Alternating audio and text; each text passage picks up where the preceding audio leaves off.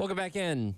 Gamecock Central Takeover Hour presented by Firehouse Subs. Tyler Head and Chris Clark along with you on this Tuesday. Thank you once again to Hunter Rogers and Karina Zullo for hanging out with us on today's edition of the Garner Trust. Our first ever couple that we've had in here. I don't know how many couples exist across Gamecock sports, but they were the first. Well, that was our first couple. I didn't want to put them on the spot and have them like rank themselves as far as like the Columbia Power couple, Right? or anything like that. That might have been Now we know of CMB and Chloe Kitts. That'd be a good duo to have. I imagine love to have either one of them in here studio sometime. There's got to be others. I can't think of any at the moment. The other night, Chloe and Colin Murray Boyles, I'm told by my girls and my wife, they were on Instagram Live doing some activity or something. So just entertaining the masses. There you go. Yeah, so that was fun. They were great though. Very enjoyable. Hunter always has on Gamecock football, really good insights on the team. Guy's been around forever. He's been around a while. Karina's been around the women's soccer program for a while. Already graduated. Hunter's about to graduate this weekend. So belated congrats to Karina. Yes. She graduated already and is working on her master's, and then Hunter walking this weekend. But, one thing that he pointed out that I think we thought this, we theorized this, but just more depth on this year's roster at certain spots. And Hunter's a guy that, he'll be honest, but he's not going to give away too much. But he was pretty strong on the linebacker thing. Mm-hmm. Said that this might be the best group in the SEC. I mean, there's some belief there in the depth and the talent of that group. Well, and I think that's something that even before we saw the spring game or before you guys went out there and were able to observe spring practice over the course of the past couple of weeks, just looking at what the game experience of this linebacking core coming into the season was going to be, with Debo Williams obviously returning for another year. You bring back Bam Martin Scott, who again emerged as last season went along. Demetrius Knight, played a lot of football between Georgia Tech and UNC Charlotte a season ago. Bengali Kamara, another guy, out of several guys they got from Pitt, obviously. So you just have a ton of experience across the board in that room. And, athletic guys. We talked about Demetrius Knight with that sideline-to-sideline ability and what, Bam Martin Scott was able to do with affecting passers towards the end of last season. Like, you just have a lot of dynamics, a lot of different things that you can do. Bam Martin Scott being able to be moved around to those different linebacking spots based on what we heard, from the coaches. You just have a lot of options in that room as well. And that's not to, speak negatively of Stone Blanton or Pup Howard, but, I think you're a little bit more limited a season ago with the options that you had in the middle of your defense, in addition to Mo Kaba being out with the injury, compared to what I think we're going to be dealing with going into this fall.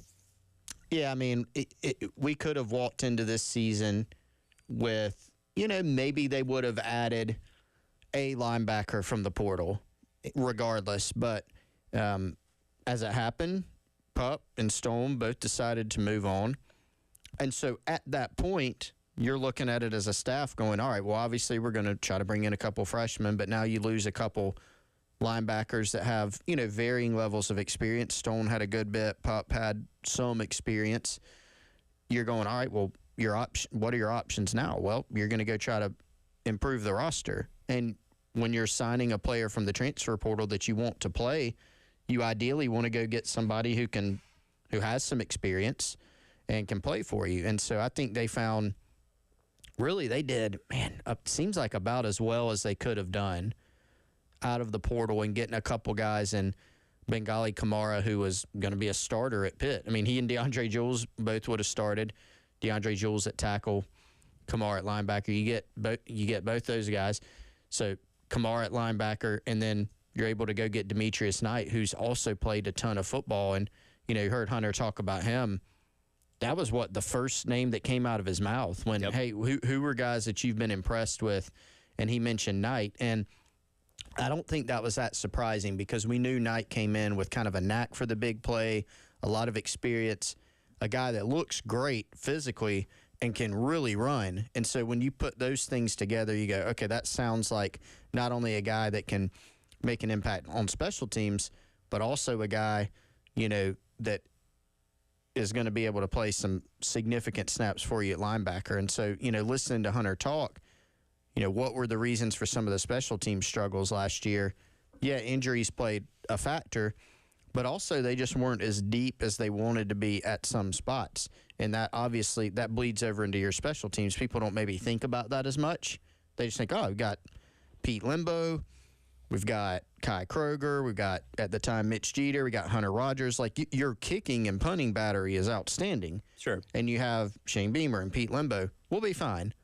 But even with all that, and even with that brain trust in terms of coaching, you got to have the other positions on the field too. You know, I mean, you're out there kicking and punting. You've got other guys running down to cover it. You got other guys that are playing shield.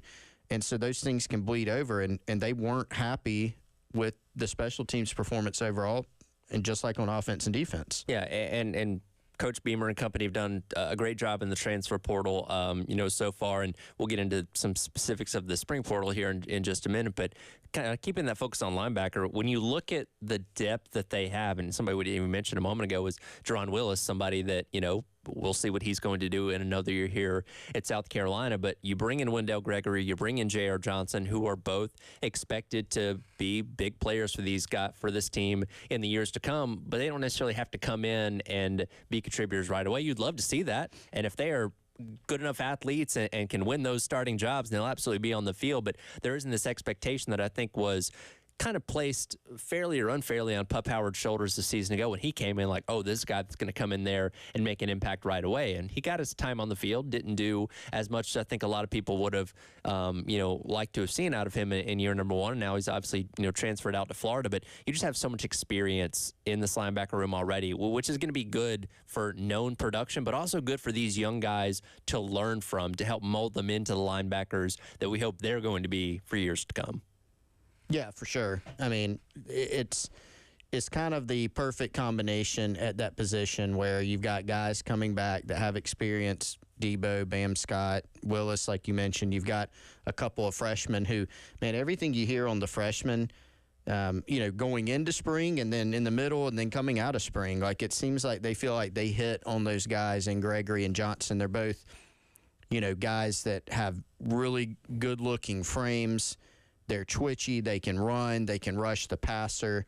I think we probably heard a little bit more even about J.R. Johnson, just as far as like if you're kind of got a buzz meter, he was the one that I think generated even more.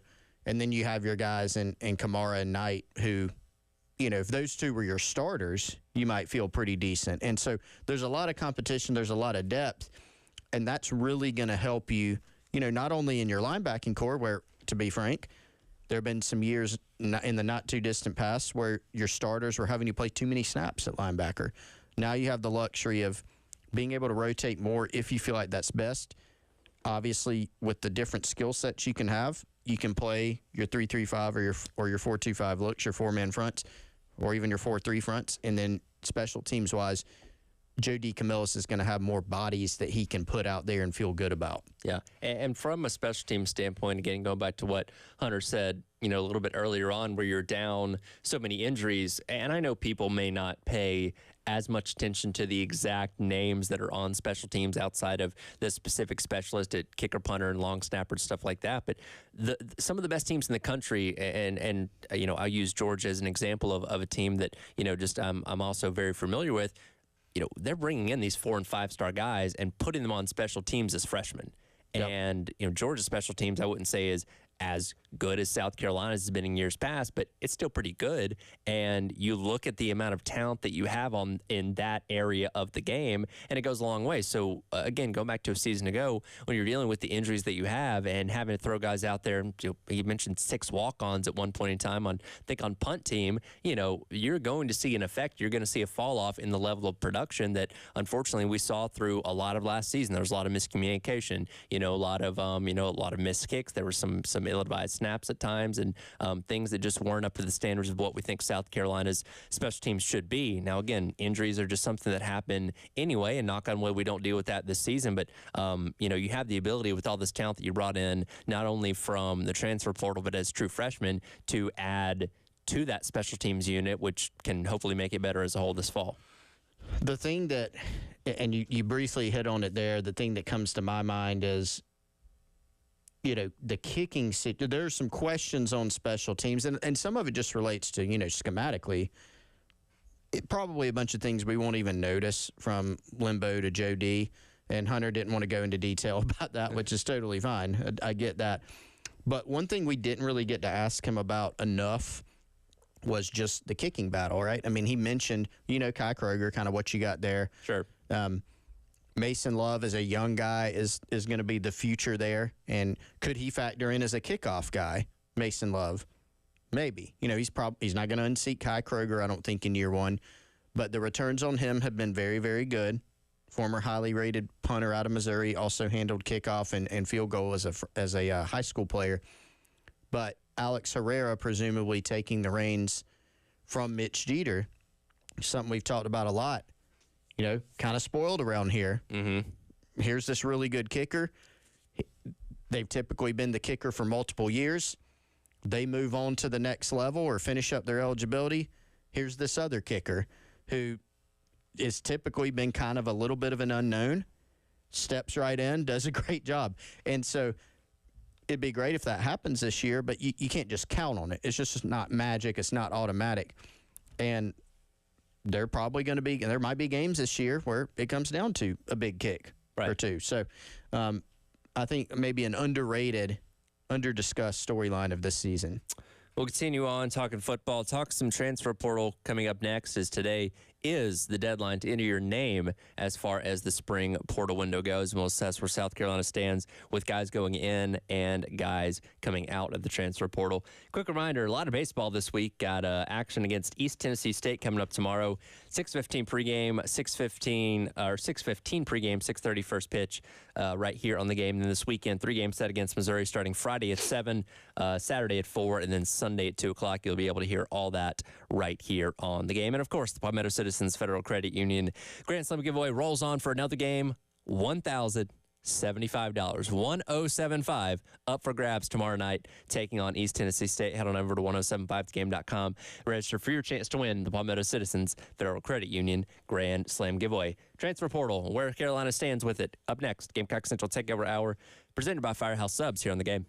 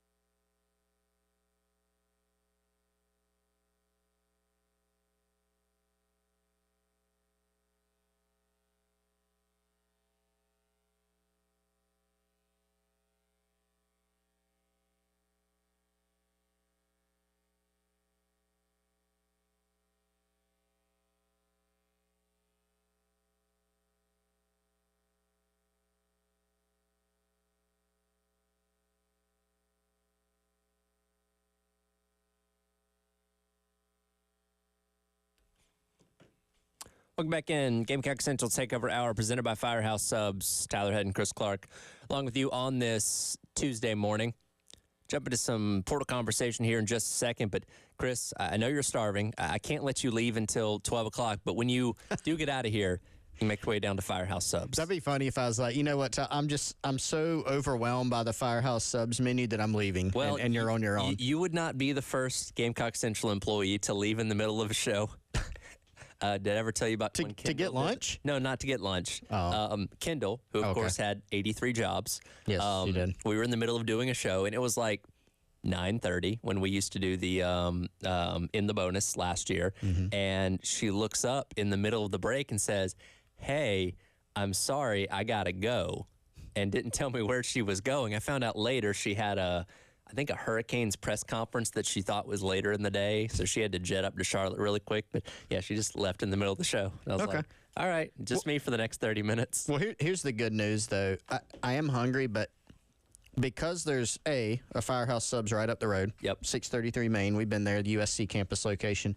And I can use the Rapid Rescue to order online. So if I want to order online, it's waiting on me when I go in. Chips in the bag, sandwich in the bag, grab my drink, use the cool Coca-Cola Freestyle machine, get my drink, and I'm on my way. You can go check out the new barbecue Cuban sub. It's here for a limited time. Southern roots with the Cuban twist. There's a Firehouse Subs location no matter where you are, pretty close to you. Just go to firehousesubs.com. You can use their store locator, find the closest one next to you, or download the Firehouse Subs app. You can earn yourself some rewards on future purchases. And again, use the Rapid Rescue to go to avoid the wait and order online. As I mentioned a few minutes ago, today is the final day to enter your name into the transfer portal for the spring window. That does not mean you have to commit somewhere. As long as your name's in the portal, you're good. You can make your commitment in due time. But, you know, for South Carolina, who, again, you know, was a little bit behind in terms of wrapping up spring ball compared to some of these other schools that had finished things up before the portal opened 2 weeks ago. I'm standing here right now, and we talked about both these guys last week. Really the only notable names going in the portal for South Carolina as of right now, unless somebody else enters today, seem to be Sidney Fugar and Keenan Nelson Jr., which would both qualify under that healthy transfer, you know, list that Wes talks about all the time. Yeah, very, very much so. I think, you know, to some degree, if you're a college coach, you're crossing your fingers and all that good stuff during this spring window. It's a little bit of a shorter window. As we've discussed, it has, I think, helped a lot of the SEC teams that the SEC to SEC transfer is really practically is eliminated in this window because you'd have to sit out, and nobody wants to do that in the year 2024. Right. And so that helps. And so that was kind of the question is, you know, would South Carolina to be – we expected that there were going to be some of these healthy transfers. And so but what you really needed and wanted was to come out of this unscathed as far as losing a starter, losing a key backup guy, losing a key, you know, young player who you could envision – stepping up and playing a bigger role. And so far we haven't seen that. Now, a couple things to keep in mind. It's still open until, I guess, midnight. Yes. The other thing is a player can still put his name, request, you know, when you go to your school's compliance department, they have to put your name in. They can't say, no thanks, or I don't want to do that. They have to do it. And it can take, I think, up to 48 hours. So in theory, it is possible you could see some guys go in today, tonight, put their name in, and then, you know, over the next couple of days, those leak out, trickle out, announcement made, whatever. Now, I haven't, I'm going to be honest, I have not heard of any other additional ones. We're constantly monitoring that, keeping an eye on it.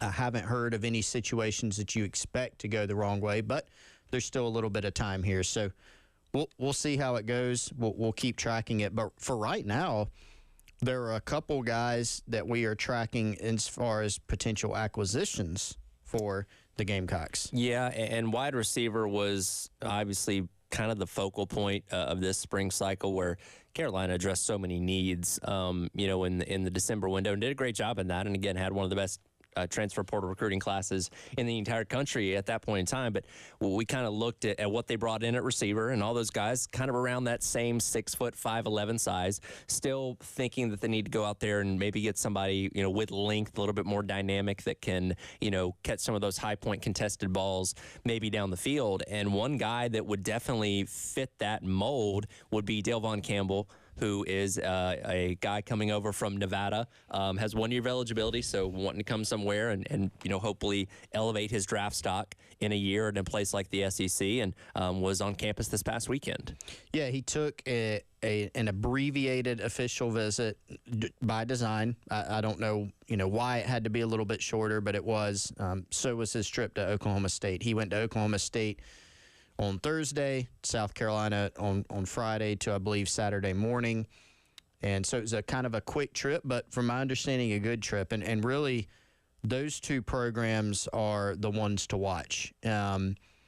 He's from Texas originally. He's a Houston guy. Actually played high school ball with Devon Achane, who is a very good player. Yes. And plays for the Miami Dolphins right now. And very intriguing player, though, because he's 6'4", he's about 220. Nevada's offense has been not good. The program hasn't been all that good. He has not been very good, and started his career at Illinois, transferred to Nevada. He's been playing there. And so the numbers aren't like, wow, but the offensive numbers in total for Nevada have not been very good. Yeah, just kind of looking at the specific breakdowns of what he does on offense, majority of stuff he's catching is down the field. His Pro Football Focus ratings for receiving down the field, 10 yards and plus are relatively good. And again, when you just have that size at 6'4", that wins you a lot of battles, from the get-go, because you're going up against, DBs that are 5'10", 5'11", 6 foot. So having that size is definitely an advantage. And, it's such an interesting conversation because for all we know, Nick Harver could make an enormous jump in year number 2, and he ends up being the wide receiver that we were all, waiting for him to be, to where this isn't as big of a conversation to have. But at this point in time, where there's still uncertainty, you want to at least bring in, I don't want to say a safety valve, but somebody that's a little bit more experienced that can kind of fill that role until Harbor gets where you want him to be. Well, and I think you just want more. I think there's a couple of things. You want more size, and I think you just want to increase the competition and the talent level. And they brought in some guys from the portal in the winter, I guess you could call it, window, that will help. I mean, Gage Larvidan, Jared Brown, Amari Huggins-Bruce, I think those guys will help this team. But you don't look at it and go, okay, here is 100% your 3 starters, your 2 or 3 starters for this year. We can say what it is right now, but I don't think you really see a scenario where, say, you brought in another guy or 2 from the portal. You don't look at it and say, there's no way that player A or player B from the current roster is not starting. Right. Like if Xavier Legette was coming back, you would look at it and go, nobody is unseating Xavier Legette, because they're not. Sure. It's more of a question with this team. And so did they get better in terms of adding more guys that could potentially help you, more depth? Yes, they did. But the job's not finished there. You look at like linebacker, you go, okay, like you've reworked that. You feel pretty good about that. Receiver, you're still not there. So Delvon Campbell, and then the other one, Tyler, of course, is Vandrevius Jacobs, the FSU transfer. He's actually on campus right now for a visit. Right, and he is somebody that, like I said, is at Florida State. Limited production so far. Again, his first year in college, 4-star guy coming out of high school. So we don't know as much about him at the college level, but that potential upside for what he was as a high school prospect is certainly enticing. Now, he's listed at 6 foot 175, so he very much kind of falls in line with the Jared Browns and Larvadans, guys like that as far as a size standpoint goes. But if you're not able to bring in somebody like a Delvon Campbell, bringing in Jacobs, would, as you said, be more competition for that room. Yeah, it would. And Jacobs, he doesn't fit that profile of, you generally thought they're mostly going to be looking at guys who are 6'2", or above. And that has been mostly, to be fair, that is mostly what they've been looking at in the portal. But then Jacobs pops up. And a couple of things. I mean, number one, he was a pretty highly rated guy Mike Norvell from FSU had a lot of good things to say about him last spring as an early enrollee. And he also played at the same high school program as Gilbert Edmond, who returned from FSU to the Gamecocks this offseason. And so a couple, there's a connection there that makes sense. And he's also a guy that, has a lot of ability. And you look at him and go, this guy could help us. Yeah, he's not 6'2", he's more like 6 foot, but he could come in and compete and make some plays for you. So again, those are the two focal points for South Carolina in the transfer portal as of right now. We will see if they're able to land either one of those guys here going forward. We will jump back into the conversation about Gamecocks going to the NFL, perhaps some clarification on why Spencer Rattler ended up going in the 5th round to the New Orleans Saints. Adam Schefter of ESPN gives his thoughts. We'll hear that coming up next. It is the Gamecock Central Takeover Hour presented by Firehouse Subs on your Tuesday on the Game.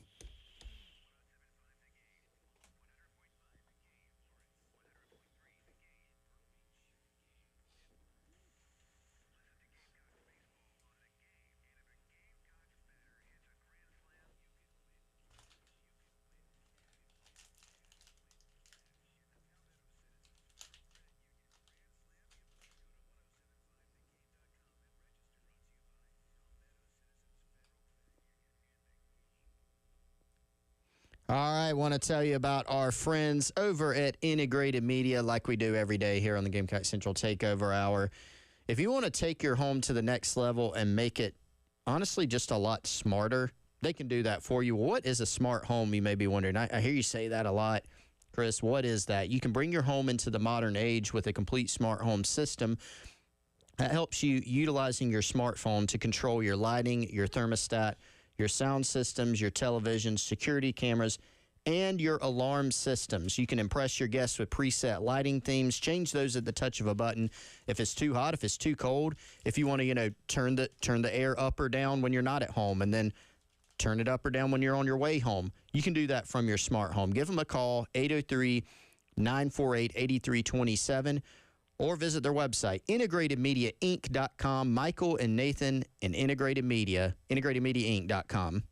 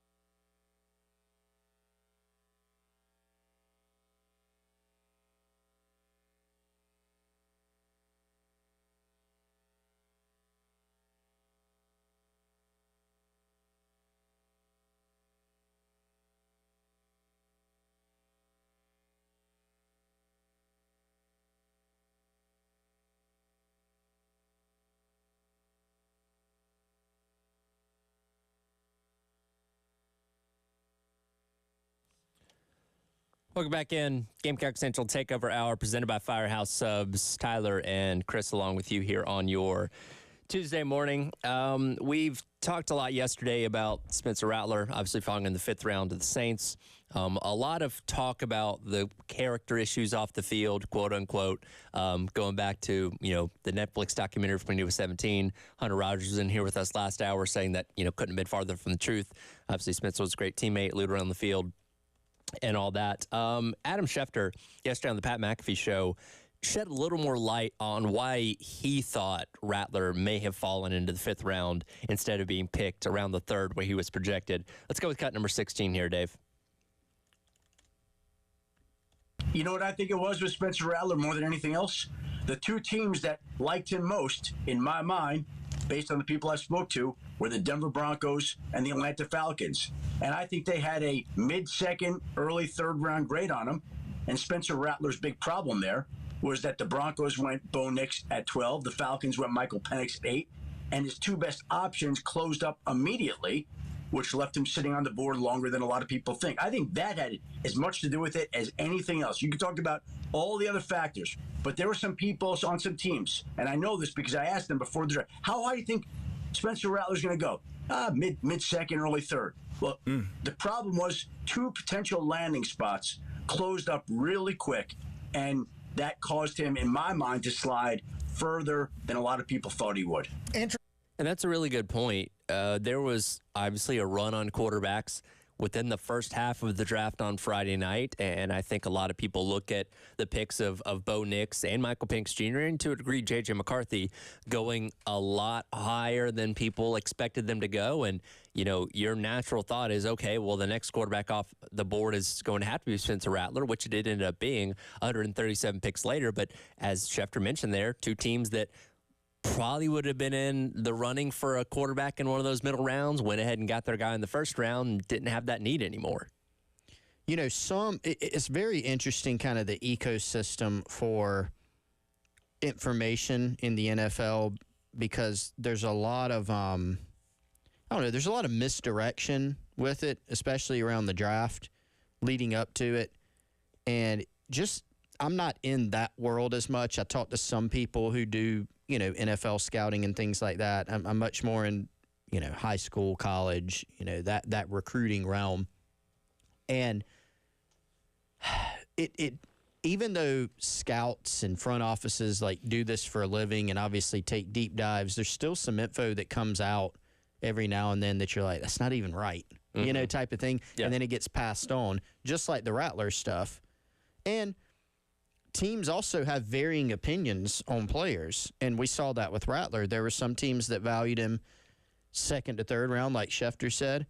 I know for sure, talking to some other people, that there were some independent scouts, meaning people that don't work for a team. They just do this for a living, like the scout players.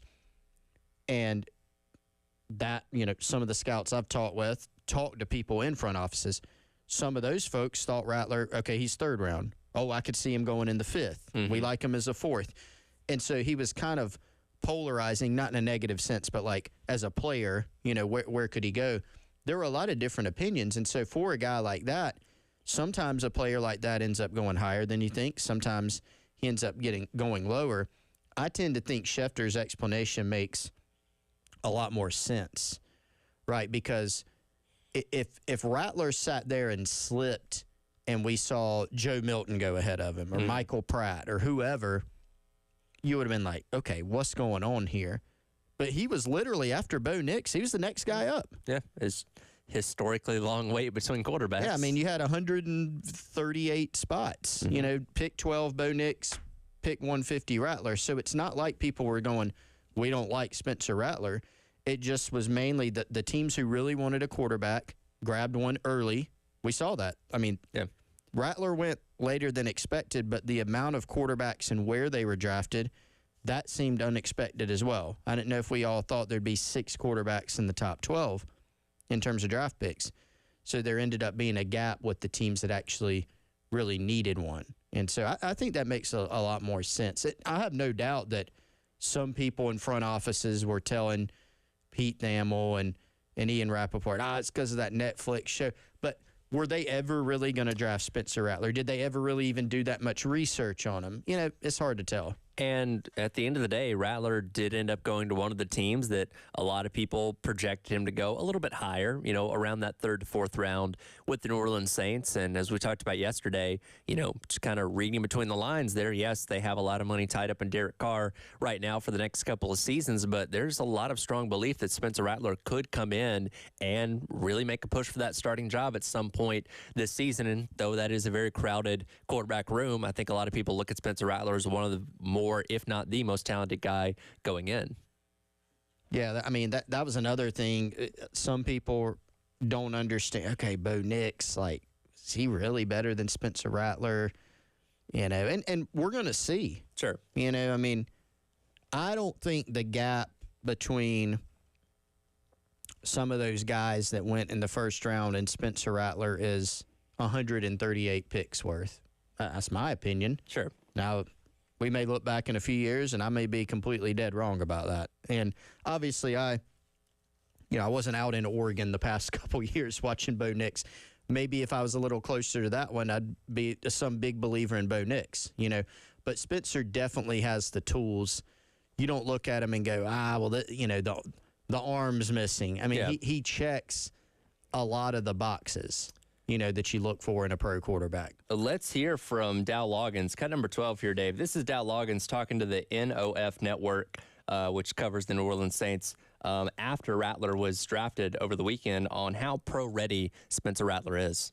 Yeah, you know, we've coached some from, you know, Sam Darnold to Mitchell Trubisky to Jake Locker. We've had some guys in the first round that were good players. And I'm going to tell you guys right now, my experience, this guy's as talented as any of them. He can make every throw that you're going to ask him to make. He can get through progressions quickly.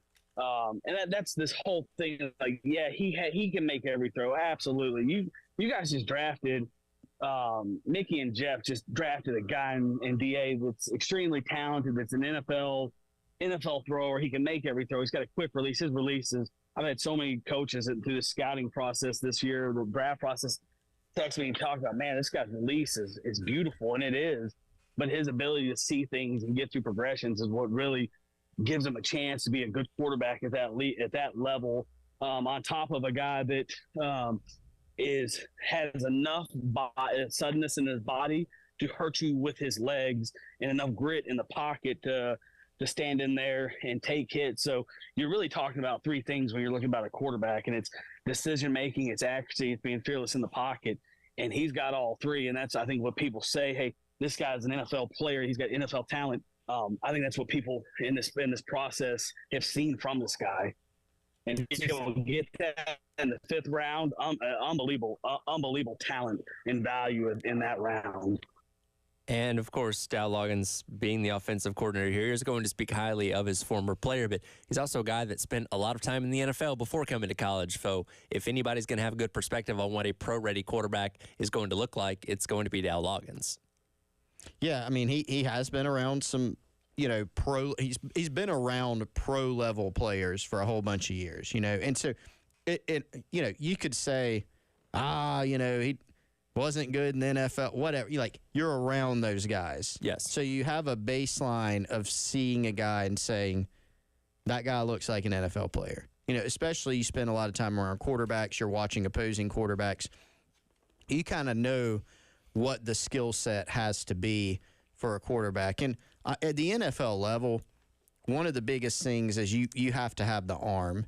You know, there aren't a lot of guys that go to the league where you're like, that guy doesn't have a great arm, but it's kind of a prerequisite when you get to the NFL. You've got to have the arm. Yeah, except for Tebow. Well, but you look, you know, he was, and I'm not hating on Tim Tebow, he was a little bit more of an NFL flash in the pan. Sure. Right? Sure. You got to be elite at something. Sure. You know, and if you have arm talent like Spencer Rattler does, you know, that's really going to help you in terms of your potential longevity. But there's things you can pick apart about any quarterback as far as maybe areas they got to get better in or they're weaker in this particular area. He again checks a lot of the boxes that you're looking for.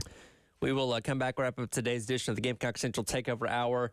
Not going to have time to dive into all the details of this today, but we'll scratch the surface at least of the changing landscape of college sports and why some big changes could be on the horizon in terms of the NCAA. That's next. Gamecock Central Takeover Hour, presented by Firehouse Subs here in the game.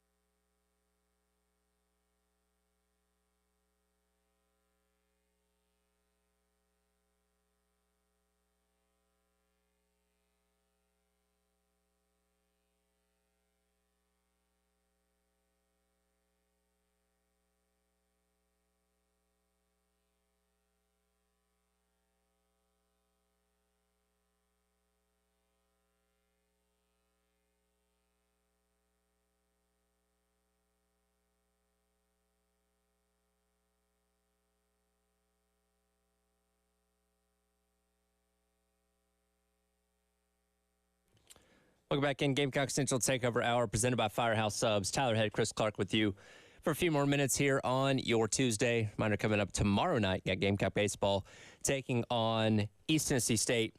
First pitch at 6:30, pregame coverage starting at 6:15 right here on the game. As I said a moment ago, we're not going to have time to dive into all these details today. We will continue this conversation as the week goes along. But some very interesting news in regards to one of the biggest cases ever levied against the NCAA. House versus NCAA, which is the one that involves all the former NCAA athletes that never had the opportunity to take advantage of NIL. And there's a potential massive payout that the NCAA would have to give to these athletes if they end up losing in court, which it seems like they are going to. But indications seem that the NCAA, as well as member universities, close to potentially reaching a settlement to maybe alleviate some of those payouts while also setting the table for what the future of college athletics as far as revenue sharing could be. To be clear, it seems like this is still ways off. Yes. But I think there's just some details trickling out about some of the conversations that have just been going on lately. And so if this ever ended up happening, which, you know, something is going to happen. Oh, for sure. But we know that we're getting closer to a revenue share model. That's likely. It seems like most people you talk to think it'll happen in the next couple of years. Maybe before, but like that's kind of the roadmap and the timeline. There's a lot to work through here. And Ross Dellinger from Yahoo's had some really, really good stuff here on it. So he has a tweet out with kind of some quick hitters on a possible revenue sharing model. Because like you said, Tyler, there's a couple things. There's the back pay aspect that will be a billion with a B dollars, which, you know, what does that mean? How will that be paid out? How long of a period will it be paid out over? That's one thing to consider. But then you've got kind of a cap, and Ross Dellinger's calling it a permissive cap per school from $15 to $20 million in the revenue share model. So pretty fascinating when you start diving into all this, what it could look like. And this essentially would be a way of making student athletes employees to where, okay, you come in, you're going to get a base salary from the school. You'd still have, the way I understand it, the ability to earn additional revenue through NIL. So if a local car company wants to sponsor the quarterback of a university, they can still do that, and that would just be added on to what you're already making. But this idea that was floated out a while back of kind of having a uniform salary for these players across the board. Now, again, we're just kind of talking about this from the perspective of college football as well as college basketball. We don't know what this would look like for other sports, specifically the non-revenue sports as well as women's sports.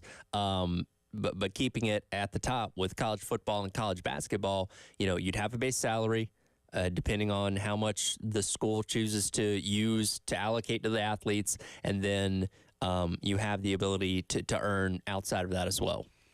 Well, that's the other thing. So one of the things that it seems like folks are trying to solve is the NIL collectives, right? Which honestly, and this is for another day, the NIL collectives are not the source of the problem to me for NIL. There's a lot of other things kind of. They're doing what they can within the parameters that we have. They are. I mean, there are a lot of other much worse problems, I think, and they also exist almost by necessity because they're at the beginning there was no framework, no model for how to do this. Sure. And so I think one thing that people have been trying to solve, though, just because some people in Congress and, you know, some administrators have this picture that they've painted of NIL collectives and how it's a dirty word, terrible, et cetera, they have tried to say, let's get rid of them. And maybe this will be a way to do that. Ross Dellinger points out in his piece, and I agree with him, it's probably not going to do that. It's just going to be an either or type of thing. You're probably still going to have collectives, just like, I mean, you have NIL collectives now, and they're still under the table deals, the quote unquote old school NIL. That still happens even nowadays. So I don't think you're going to get rid of them. It's just going to be another layer, I think, to this. Yeah, and again, we don't have time to hit all the high points of this specifically today, but there is no denying, and something else that we can get to later on, you're going to have collective bargaining because you got to have all the players represented by one formal union entity, whatever it may be.